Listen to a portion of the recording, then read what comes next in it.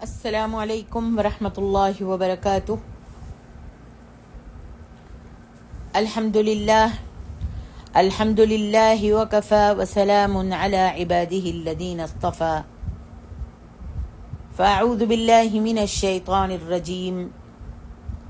فخلف من بعدهم خلف اضاعوا الصلاة واتبعوا الشہوات فسوف یلقون غیا۔ اما بعد، محترم ماؤں اور عزیز بہنوں،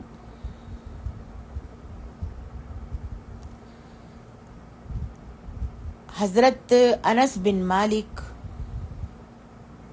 متعدد صحیح احادیث، جن میں احمد، مسند اور بہقی بھی شامل ہیں، بیان فرماتے ہیں کہ نبی علیہ الصلاۃ والسلام پر موت کی حالت قائم ہوتی ہے، یعنی آپ سکرات آپ کو لگی ہوتی ہے، اور غرغرے کی آواز جو بالکل جان نکلنے کے وقت آتی ہے وہ بھی آنی شروع ہو چکی ہے۔ کہتے ہیں اللہ کی قسم، میری آنکھیں اور میرے کان دونوں حضور کو ایسی حالت کی شدت میں دیکھ رہے تھے۔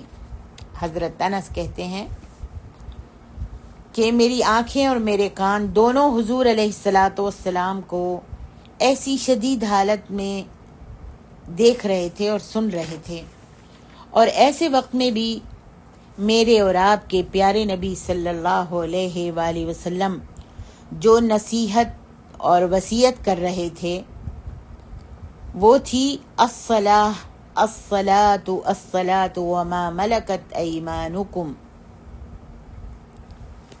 اے امتیوں، اے لوگوں، نماز کی حفاظت کرنا، ہر حال میں نماز کی حفاظت کرنا، اور جو لوگ تمہارے ماتحت ہیں، تمہارے نوکر چاکر ہیں، ان کا خیال رکھنا، ان کے ساتھ اچھا رویہ رکھنا۔ عزیز ماؤں اور بہنوں،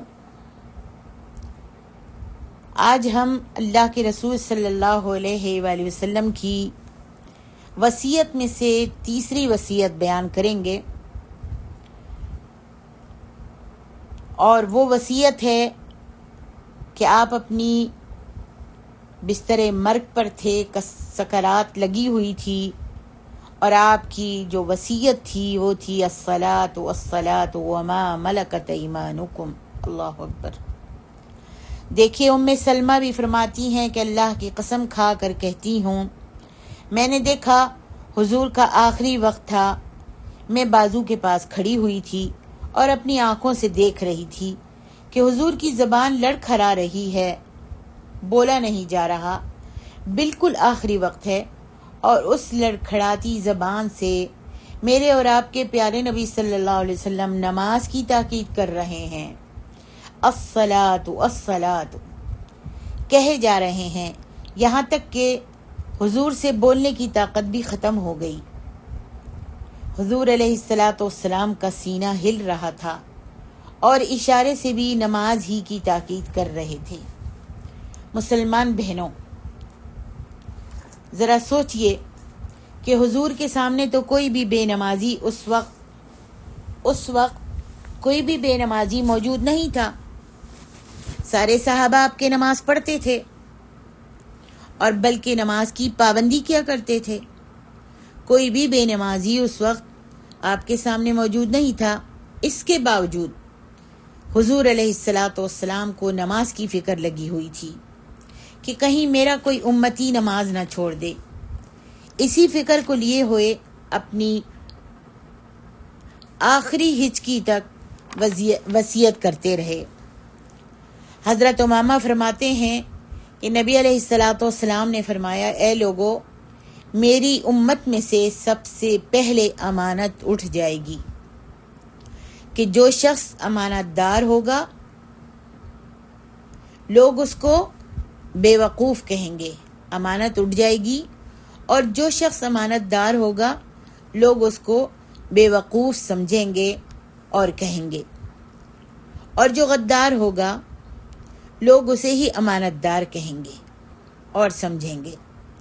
آج ہم اپنے معاشرے میں دیکھ رہے ہیں، جو جتنا غدار ہے وہ اتنا ہی اچھا ہے ہماری سب کی نظروں میں، اور وہ امانت دار سمجھا جاتا ہے۔ دیکھیے نبی علیہ الصلوۃ والسلام نے فرمایا، دین کی باتیں تم ایسے ایک ایک کر کے چھوڑ دو گے، دین کی باتیں تم ایسے ایک ایک کر کے چھوڑ دو گے جیسے کپڑے میں سے ایک ایک کر کے دھاگا نکل جاتا ہے۔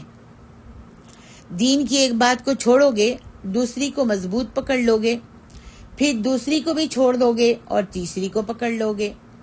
اسی طرح سے دین کو چھوڑتے چلے جاؤ گے۔ اس طرح تم سارے دین کی باتوں کو چھوڑ دو گے۔ سب سے آخری چیز جو تم دین کی چھوڑو گے وہ نماز ہوگی۔ عزیز ماں اور بہنوں، دین میں، امت میں سب سے آخری چیز نماز چھوٹے گی، اور پھر نبی علیہ الصلوۃ والسلام نے اور بہت سے فرمایا، نبی صلی اللہ علیہ وسلم نے فرمایا، اور بہت سے نمازی ایسے ہوں گے کہ ان کی نمازوں کا کوئی ثواب بھی نہیں ملے گا، کیونکہ وہ مسجد میں آ تو جاتے ہیں، جماعت سے کھڑے تو ہو جاتے ہیں، نماز تو پڑھ رہے ہیں، لیکن دل اور دماغ تو دنیا میں لگا رہتا ہے، کاروبار میں، تجارت میں لگا رہتا ہے۔ عورتیں جو ہیں اپنے کام کاج میں ان کا دل لگا رہتا ہے، بال بچوں کی طرف لگا رہتا ہے۔ نماز پڑھنے کے لیے تو کھڑے ہو گئے، حاضری دے لی، ٹکر مار لی، ٹکریں مار لی، اور کہا بھئی ہم نے نماز پڑھ لی۔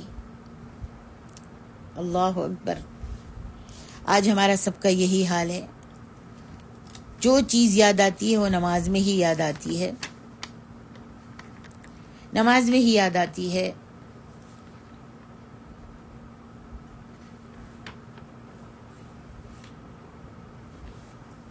آج جو تاجر مین ہیں وہ اپنی تجارت میں اس کا دل لگا ہوتا ہے، لیکن جانماز پہ کھڑا ہوتا ہے، دماغ کہیں ہے، دل کہیں ہے۔ اور ہمارے معاشرے میں جو آج یہ بلا چلی ہوئی ہے، یہ موبائل وغیرہ، تو بہت سے لوگوں کا دل جو ہے وہ موبائل میں لگا رہتا ہے، عورتوں کا دل جو ہے وہ اپنے گھر بار میں لگا رہتا ہے، بال بچوں میں ہوتا ہے، ہانڈیاں چولہے پہ رکھی ہے تو اس طرف دھیان ہوتا ہے، روٹیاں پکانی ہیں، شوہر نے آنا ہے، بچوں نے آنا ہے تو اس طرف دھیان رہتا ہے۔ یعنی نماز جو ہے ہماری اللہ کی یاد میں نہیں پڑھی جاتی، بلکہ ایک فرض ادا کرنے کے لیے ادا کی جاتی ہے۔ حالانکہ اللہ سبحانہ و تعالیٰ نے قرآن مجید میں فرمایا ہے کہ اقم الصلاۃ لذکری، اللہ کی یاد کے لیے نماز پڑھو، اور نبی علیہ الصلوۃ والسلام نے فرمایا کہ نماز میں بھی جو چیز سب سے پہلے اٹھ جائے گی وہ خشوع ہوگا۔ آپ نے فرمایا تم دیکھو گے کہ نماز میں، جمعے کی، عید کی، رمضان کی نمازوں میں لوگ تو بہت زیادہ موجود ہوں گے، لیکن کسی میں بھی خشوع اور خضوع نہیں ہوگا۔ اللہ اکبر۔ آپ کی پیشن گوئی، آپ کی بات کتنی سچی ہے۔ آج ہم سب اپنے معاشرے پر، اپنے آپ پر، اپنے بال بچوں پر غور کریں، اپنا حساب کریں۔ میری محترم ماؤں اور عزیز بہنوں، ہم سب کو چاہیے کہ خود بھی نماز پڑھیں اور اپنی اولادوں کو بھی نماز کی تاکید کریں۔ آئیے دعا کر لیتے ہیں کہ اللہ ہمارے بال بچوں کو، ہمارے بیٹوں کو، بیٹیوں کو، بہنوں کو، بلکہ تمام امت محمد کو نمازی بنا دے۔ یا اللہ ہمارے بیٹوں کو، شوہروں کو، دمادوں کو، پوتا پوتیوں کو، نواسا نواسیوں کو یا رب العالمین نمازوں کا پابند بنا دے، اور مردوں کو مسجد میں جماعت سے نماز پڑھنے کی توفیق عطا فرما دے۔ آج دیکھتے ہیں اگر مسجد میں کوئی امام صاحب جو ہیں خطبہ دے رہے ہیں جمعے کا، یا کوئی تقریر کرنے کے لیے، محاضرہ کہیں سے دینے کے لیے آئے ہیں، اور کوئی جلسہ رکھا گیا ہے، تو وہ آن کر بے نمازیوں کے بارے میں بیان دیتے ہیں کہ بھئی نماز پڑھیں، نماز کی پابندی کریں، مسجدوں میں تشریف لائیں. نماز نہ پڑھنے والوں کے لیے یا سستی و غفلت سے پڑھنے والوں کے لیے اللہ تعالیٰ کا ارشاد ہے کہ فویل للمصلین، اور نماز کی حفاظت کرنے والوں کے لیے اللہ کا ارشاد ہے قد افلح المؤمنون الذین هم فی صلاتهم خاشعون. جب وہ آن کر بیان دیتے ہیں نماز کے بارے میں، بے نمازیوں کے بارے میں، جب بیچارہ مولوی یا کوئی داعی آن کر واز کرتا ہے، جلسے میں بیان کرتا ہے، یا ویسے ہی کوئی کسی کو اگر نصیحت کرتا ہے، آج کوئی بہن اگر اپنی بہن کو یا بیٹی ماں جو ہے اپنی بیٹی کو یا کوئی بھی آن کر نماز کی تاکید کرنے کے لیے کہتے ہیں کہ نماز کو وقت پر پڑھیں، نماز کی پابندی کریں، اصلاح کرنے کی کوشش کرتے ہیں اور سمجھانے کی کوشش کرتے ہیں، تو ہم الٹا مطلب نکالتے ہیں، اپنی کوتاہی کی طرف، اپنی نمازوں کی سستی اور غفلت کی طرف نہیں دیکھتے. یہ نہیں دیکھتے کہ یہ دینی تبلیغ کر رہے ہیں، یہ دینی بات بتا رہے ہیں، یہ میری اصلاح کے لیے کہہ رہے ہیں، مجھے جہنم کی آگ سے بچانا چاہتے ہیں. نہیں، بلکہ کیا کہا جاتا ہے کہ لو بھائی، بس آپ سمجھتے ہیں کہ آپ ہی مسلمان ہیں، آپ ہی بڑے پکے نمازی ہیں،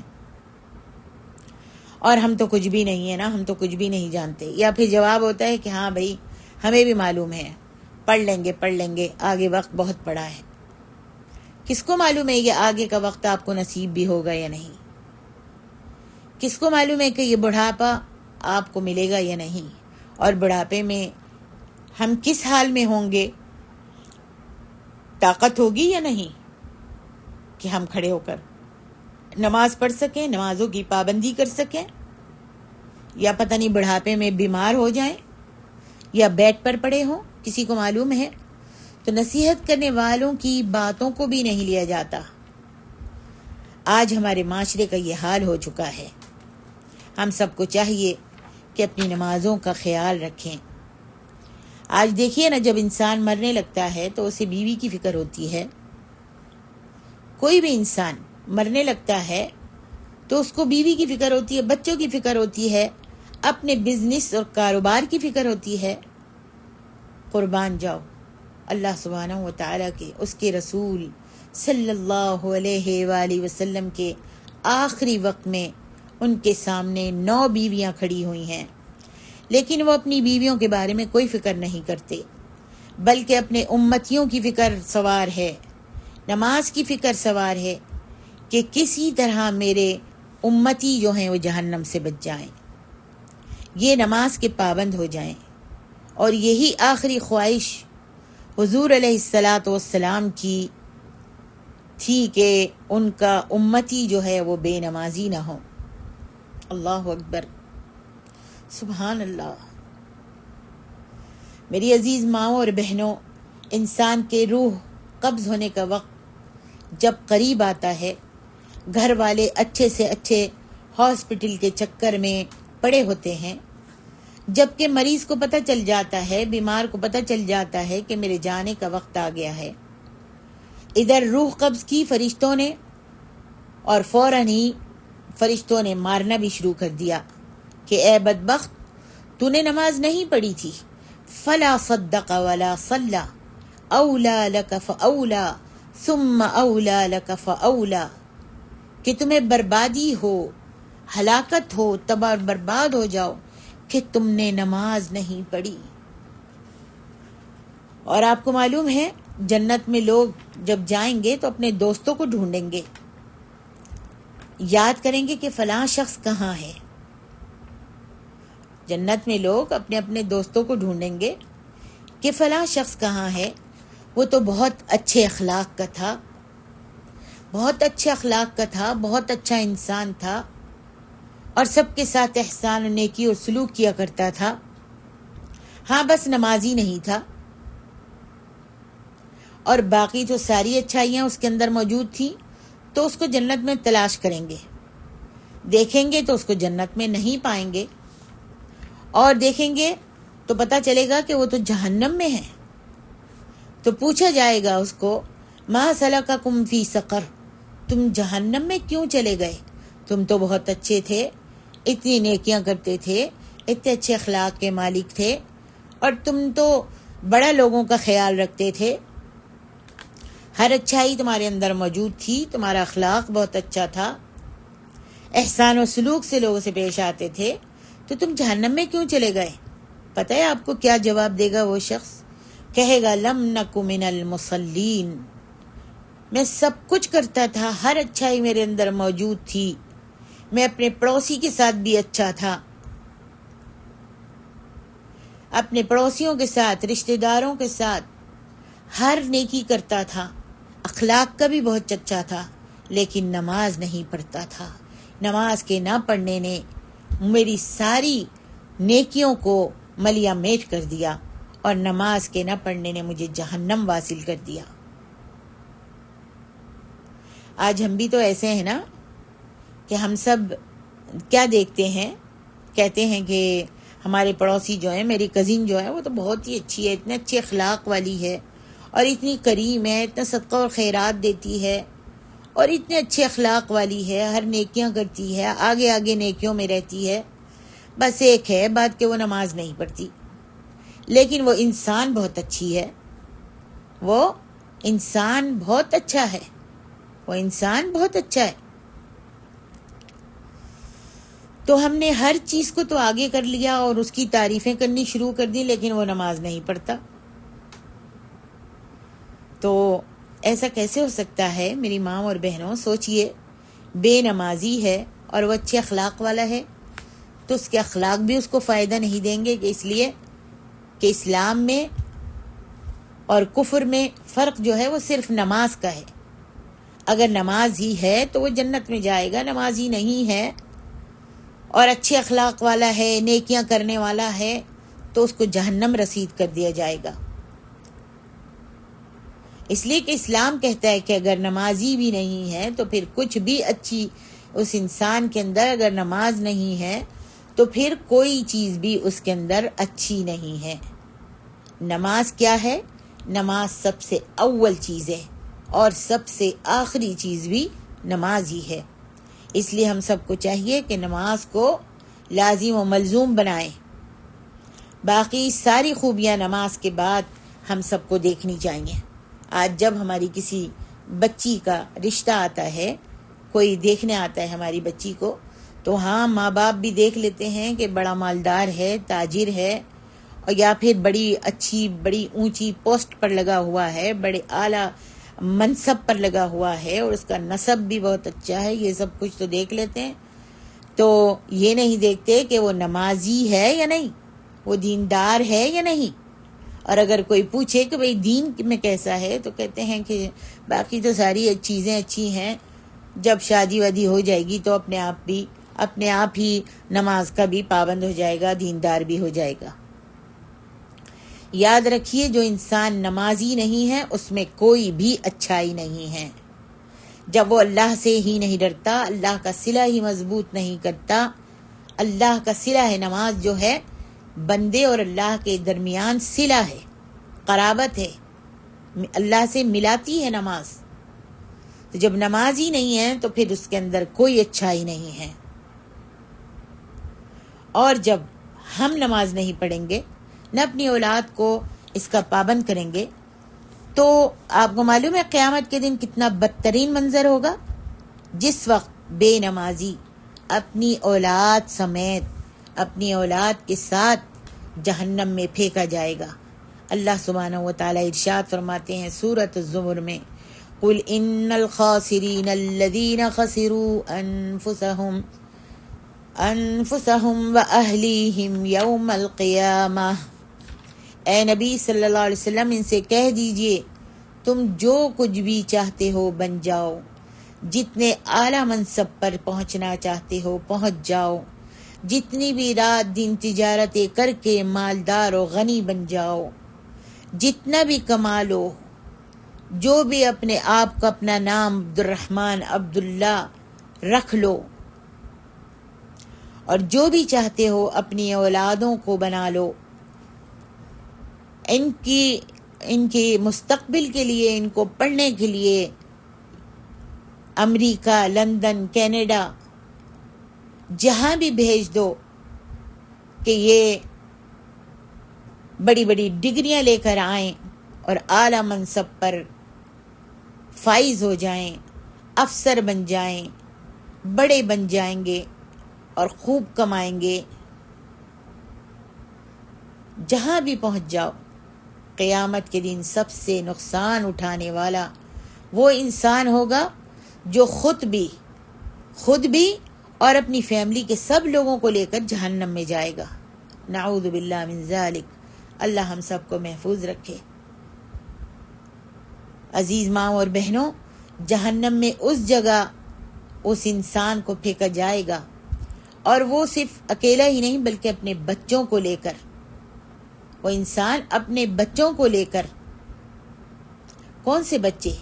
وہ بچے جن پر اپنی جان لٹاتا تھا، دنیا کمانے میں، دنیا میں رات دن مصروف رہ کر دنیا کمانے میں، بال بچوں کو پڑھانے میں، لکھانے میں، ان کی تربیت، ان کو ڈگریاں دلانے میں اتنی رات دن کوششیں کرتا تھا، جان دیتا تھا۔ آج انہی بچوں کو صحیح تربیت نہ کرنے کی بنا پر، نماز کی تربیت نہ کرنے کی وجہ سے ان بچوں کو لے کر جہنم میں اس جگہ ہوگا جہاں سایہ بھی آگ کا ہوگا اور زمین بھی آگ کی ہوگی، جہاں چھت بھی آگ کی ہوگی۔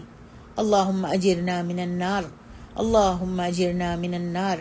میری عزیز اسلامی بہنوں، اب ایسے نقصان سے انسان اگر نہیں بچے گا اور اپنی اولاد کو بھی نہیں بچائے گا تو پھر یہی سب سے بڑا خسارہ ہوگا، سب سے بڑا نقصان ہوگا۔ آج ہم اپنی اولاد کو نمازوں کے لیے نہیں اٹھاتے۔ کس لیے نہیں اٹھاتے؟ کہ نیند خراب ہو جائے گی، بچہ ہمارا دیر سے آیا تھا، دیر سے سویا ہے، فجر کی نماز پڑھنے کے لیے ہم نہیں اٹھاتے۔ اللہ اکبر۔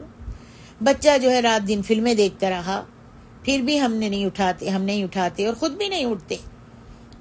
عورتیں جو ہیں، اگر شوہر ڈیوٹی پہ جا رہے ہیں، باپ بھائی ڈیوٹی پہ جاتے ہیں اور صبح کو انہوں نے جانا ہوتا ہے، تو وقت پر، بلکہ وقت سے پہلے ان کے لیے ناشتہ وغیرہ تیار کر کے ان کو اٹھا دیتی ہیں، لیکن نماز کے لیے نہیں اٹھاتے کہ اس کی نیند خراب ہو جائے گی، اس نے ڈیوٹی پر جانا ہے،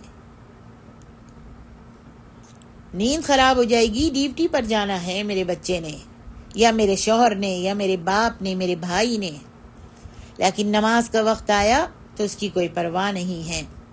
اگر کسی سے وعدہ لیا ہے، اگر کسی سے کوئی وعدہ کیا ہے یا اسکول بھیجنے کا ایک ٹائم ہے بچوں کو، تو ہم اس ٹائم پر، اس وعدے پر ان کو اٹھا لیتے ہیں کہ کہیں لیٹ نہ ہو جائے۔ ہم فوراً اس کام کے لیے، اس وعدے کو پورا کرنے کے لیے یا بچوں کو اسکول بھیجنے کے لیے مستعد رہتے ہیں، ان کا ساتھ دیتے ہیں، لیکن نماز کے لیے ہم ساتھ نہیں دیتے۔ حالانکہ اللہ تعالیٰ قرآن مجید میں فرماتے ہیں، یا ایہا الذین آمنوا قوا انفسکم واہلیکم نارا وقودها الناس والحجارہ۔ اللہ اکبر۔ اللہ ہم سب کو اس آگ سے بچائے۔ اے ایمان والو، یہاں ایمان والوں کو، مجھ کو اور آپ سب کو مخاطب کیا جا رہا ہے۔ آپ کون ہیں؟ آپ ایمان والے ہیں یا نہیں؟ میں ایمان والی ہوں یا نہیں؟ بالکل ایمان والے ہیں۔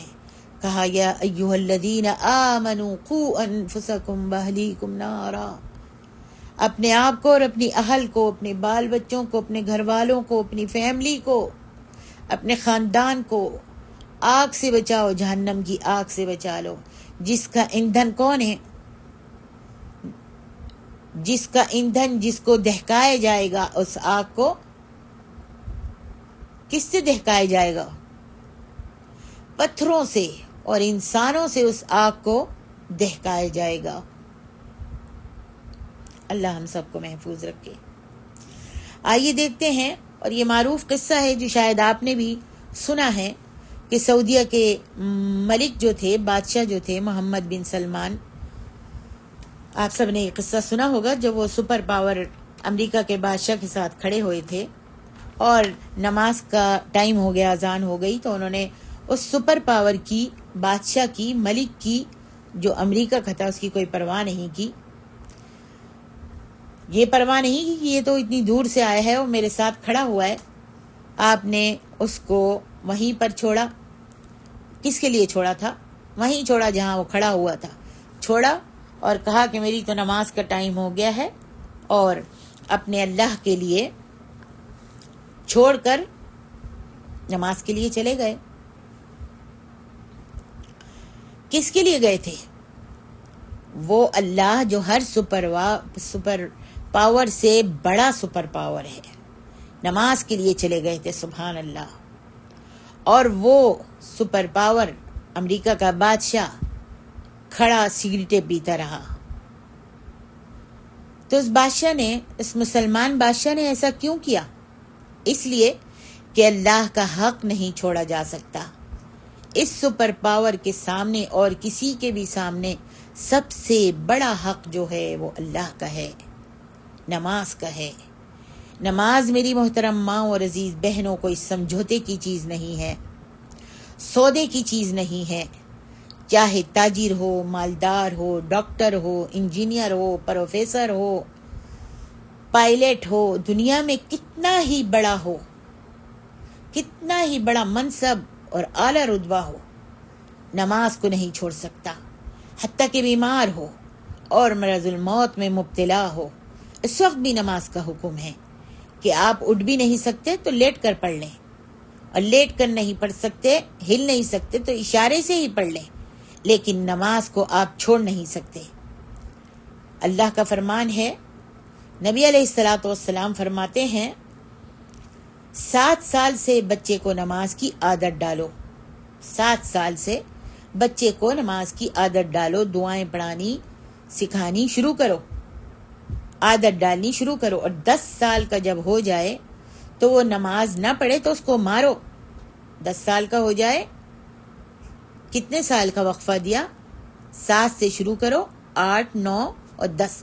جب 10 سال کا ہو جائے تو اس کو مارنا شروع کرو اور اس کو نماز پڑھاؤ، اور اس کو کہو، نماز کی تاکید کرو کہ نماز تم نے لازم پڑھنی ہے اور نماز کبھی نہ چھوڑے. اللہ ہمارے بچوں کو ہدایت، اللہ ہمارے بچوں کو نمازی بنا دے. اللہ ہمارے بیٹوں کو مسجدوں میں جماعتوں سے نماز پڑھنے کی توفیق دے دے. اللہ ان کی سستیوں اور غفلتوں کو دور کر دے اپنی رحمت اور برکت سے. تو آج ہم نماز پڑھائیں گے اور نماز کی تاکید کریں گے اپنے بچوں کو، تو ہم ان کو جہنم سے بچائیں گے اور بچانے کی کوشش کریں گے. کیوں مارنے کا حکم دیا؟ کیونکہ مارنے سے اس کی اصلاح ہو جائے گی اور وہ آخرت کے بڑے نقصان سے بچ جائے گا، اور یہ مار جو ہے اس کے لیے فائدے مند ہوگی. لیکن یورپ میں تو دوسرا ہی قانون نکل گیا ہے، اور وہ کہتے ہیں کہ بچے مارنے سے بگڑتے ہیں. استغفر اللہ، بچے مارنے سے بگڑتے ہیں.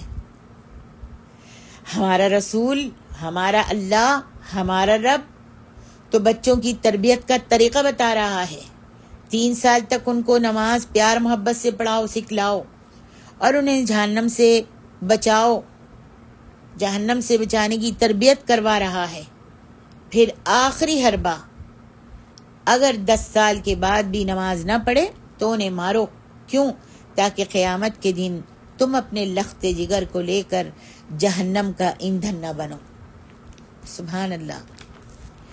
عزیز ماں اور بہنوں، آج کل دنیا کو ان یورپ، امریکہ کی باتوں پر اعتبار آ جاتا ہے اور رب کی باتوں پر اعتبار نہیں آتا. ہم سب کو چاہیے اپنی آنکھیں کھولیں اور عقل سے سوچیں. آئیے دیکھیے، مجھے ایک قصہ یاد آ رہا ہے. قاضی شریح رحمہ اللہ کا قصہ نقل ہوا ہے، جو کہ بہت مشہور اور عادل قاضی تھے، انصاف کرنے والے قاضی تھے دنیا میں. انہوں نے اپنے دور خلافت میں قانون نافذ کیا ہوا تھا کہ جو نماز نہیں پڑھے گا اسے جیل ڈال دیا جائے گا اور اس کو سزا بھی دی جائے گی، تنبیہ کی جائے گی. ایک دن عصر کی نماز پڑھاتے ہیں، پھر نماز کے بعد نمازیوں کا جائزہ لیتے ہیں تو دیکھتے ہیں کہ ان کا چھوٹا بیٹا جو چھوٹی عمر کا تھا وہ نمازیوں میں موجود نہیں ہے. آپ کو بڑی فکر ہوتی ہے کہ آج میرے لخت جگر کی نماز کیسے چھوٹ گئی. میرا بیٹا آج نمازیوں کی صف میں موجود نہیں ہے، فوراً قاصد کو گھر بھیجتے ہیں کہ جاؤ اور دیکھ کر آؤ کہیں ایسا تو نہیں کہ آج مدرسے سے بچہ گھر چلا گیا ہو اور نماز نہ پڑھنے آیا ہو اور اس نے گھر جا کر نماز پڑھ لی ہو۔ قاصد جو ہے گھر میں پہنچتا ہے اور اس کی ماں سے پوچھتا ہے تو ماں کہتی ہے کہ نہیں، بچہ تو گھر میں نہیں آیا، میں تو سمجھی روزانہ کی طرح وہ مسجد میں نماز پڑھنے چلا گیا ہے۔ اب قاضی جو ہے وہ پریشان ہوتا ہے اور فوراً قاصد کو مدرسہ جانے کا حکم دیتا ہے کہ وہاں جا کر دیکھو کہ کیا بچہ ابھی تک مدرسے میں ہے۔ جب قاصد ان کا نوکر مدرسے کی طرف جا رہا ہوتا ہے تو دیکھتا ہے کہ راستے میں ایک جگہ کتوں کی کشتی ہو رہی تھی، کتے لڑائے جا رہے تھے اور یہ چھوٹا بچہ تھا، وہ کتوں کی لڑائی دیکھنے کھڑا ہو گیا اور دیکھنے میں اتنا محو ہوا کہ نماز نکل گئی۔ قاصد نے بچے کو لیا اپنے ساتھ اور واپس قاضی کے پاس حاضر ہوا۔ اب قاضی اپنے محبوب بیٹے سے پوچھتے ہیں کہ تم کہاں تھے؟ تو اس سے پہلے کہ بچہ جواب دیتا، قاصد بول پڑا کہ قاضی صاحب یہ تو کھڑا ہوا کتوں کی لڑائی دیکھ رہا تھا۔ قاضی نے کہا چلو داروغہ کے پاس چلو، بچے کو لے کر داروغہ کے پاس چلو۔ اور اس داروغہ جو جیل کا حارس تھا، جیل کا داروغہ تھا، چوکیدار تھا، اس کو قاضی صاحب نے خط لکھا کہ اے داروغہ یہ میرا بچہ ہے، لیکن جیسے دوسرے لوگوں کو نماز نہ پڑھنے پر سزا دی جاتی ہے اسی طرح یہ میرا لخت جگر ہے، میرے دل کا ٹکڑا ہے، لیکن کیا کروں کہ اس نے عصر کی نماز نہیں پڑھی تو اس کو سزا تو ملے گی، بالکل ویسے ہی ملے گی جیسے دوسروں کو دی جاتی ہے۔ سب سے پہلے چٹھی میں لکھا کہ آپ اس کو خوب ڈانٹنا، خوب پھٹکارنا، پھر اسے خوب بہت زیادہ سمجھانا، اور اس کے بعد اگر ضرورت پڑے تو آپ اس کو مارنا، اور اگر مارنا پڑے تو ہاتھ سے نہیں مارنا بلکہ اسی درے سے مارنا جس کوڑے سے تمام بے نمازیوں کو مارا جاتا ہے۔ پھر اس کو 3 دن تک جیل میں رکھنا، اسے گھر نہیں بھیجنا، چوتھے دن اس کو گھر بھیجنا۔ پھر لکھتے ہیں اے داروغہ اللہ کی قسم یہ میرا لخت جگر ہے، میرے دل کا حصہ ہے، جب اس کو کوڑے لگیں گے، جب درے مارو گے، کوڑے سے مارو گے، وہ اس کو بعد میں پڑیں گے لیکن میرے دل پر پہلے پڑیں گے، مجھے چوٹ پہلے لگے گی۔ یہ 3 دن تک جیل میں رہے گا، لیکن حقیقتاً میں اپنے آپ کو جیل میں محسوس کروں گا۔ یہ خلیفہ کا بیٹا تھا، لیکن چونکہ نماز ایک وقت کی نہیں پڑھ سکا تو اس کے ساتھ بھی وہی معاملے کا حکم دیا جو عام بے نمازیوں کے ساتھ کیا جاتا ہے۔ داروغہ نے بچے کو سزا دی اور چوتھے دن بچے کو گھر میں بھیجا۔ تو آئیے دیکھتے ہیں تاریخ میں لکھا ہے کہ کیا بچہ بگڑ گیا؟ مار کھانے سے، سزا لینے سے، جیل میں بند کرنے سے کیا بچہ بگڑ گیا تھا؟ نہیں، بچے کی تو اصلاح ہو گئی تھی اور اس کے دل میں نماز کی اہمیت بڑھ گئی تھی۔ آئیے دیکھتے ہیں کہ جب یہ خلیفہ ان کی موت کا جب وقت قریب آتا ہے تو یہ بستر پر پڑے ہیں اور سکرات لگی ہوئی ہے، بیمار ہیں، بیوی بچے پاس میں بیٹھے ہیں۔ ان کے بچوں کے ماموں آتے ہیں اور کہتے ہیں اے میرے بہنوئی یہ ورقہ اور قلم لے لیجئے، یہ کاغذ اور قلم لے لیجئے، ابھی تو آپ قاضی وقت ہیں، خلیفہ ہیں، کچھ اپنے بچوں کے لیے، اپنی بیوی کے لیے کچھ لکھ دیجئے اپنے مال میں سے، ابھی آپ کے پاس وقت ہے اور حکمرانی ہے، کیونکہ یہ آپ کے بیوی بچے، ان کے پاس تو چولہا جلانے کے لیے گھر میں تیل بھی نہیں ہے۔ تو خلیفہ فرماتے ہیں، دیکھیے خلیفۃ المسلمین کا جواب سنیے. انہوں نے اپنے سالے کو ڈانٹا اور کہا ہمیں زیادہ اپنے بیوی اور بچوں کی فکر ہے، ہمیں زیادہ اپنے بیوی اور بچوں کی فکر ہے، میں زیادہ فکر کرتا ہوں، میں نے ان کو سب کچھ دے دیا ہے، یہ مال اور پیسوں کا کیا کریں گے؟ پھر سورۃ الاعراف کی آیت تلاوت کی، قل ان ولی اللہ الذی نزل الکتاب وہو یتولی الصالحین. فرمایا کہہ دیجئے اے نبی صلی اللہ علیہ وسلم، ان لوگوں کو بتا دیجئے کہ جو نیک اور صالح ہوا کرتے ہیں، جو شریعت کے پابند ہوا کرتے ہیں، وہ کسی غیر کے محتاج نہیں ہوتے، اللہ ان کا خود نگہبان اور ذمہ دار ہوتا ہے. اللہ اکبر. اسی طرح شیخ الامام ابن تیمیہ بھی نقل کرتے ہیں، کہتے ہیں کہ چونکہ خلیفہ نے اپنے بچوں کو حافظ بنایا، حافظ قرآن بنایا اور دین کی صحیح تربیت کی تھی، تو ان کے انتقال کے بعد اللہ سبحانہ و تعالیٰ نے ان کے بچوں کو اتنا دیا، اتنا مال دیا کہ ایک ایک وقت میں 100 گھوڑے اللہ کی راہ میں صدقہ کر دیا کرتے تھے. اور انہی بیٹوں میں، بچوں میں ایک وہی بیٹا تھا جو 3 دن جیل میں بند تھا اور نماز چھوڑنے کی وجہ سے آج اس کا حال دیکھیں. نماز چھوڑنے کی وجہ سے 3 دن جیل میں بند رہا اور اس کو کوڑوں سے مارا بھی گیا، سزا بھی دی گئی. آج اس کا یہی حال تھا. دیکھیں جب باپ فوت ہو گیا تو اللہ نے اس کو اتنا مال دیا اور اس نے اللہ کے نام پر اس مال کو قربان کیا. 100 گھوڑے کھڑے کھڑے صدقہ کر دیے. اللہ اکبر. اور وہ سب سے بڑا مالدار ہو گیا. اللہ اکبر. میری محترم ماں اور عزیز بہنوں، ہم سب کو چاہیے کہ ہم سب نمازوں کی پابندی کریں، اپنے بچوں کو تلقین کریں. اور نماز جو ہے جہنم سے بچاتی ہے، جہنم کی آگ کو حرام کرتی ہے. جس کی نماز صحیح ہے سب کچھ صحیح ہے، جس کی نماز صحیح نہیں، کہ اللہ کے رسول کی حدیث ہے، اول ما یحاسب به العبد یوم القیامت الصلاۃ.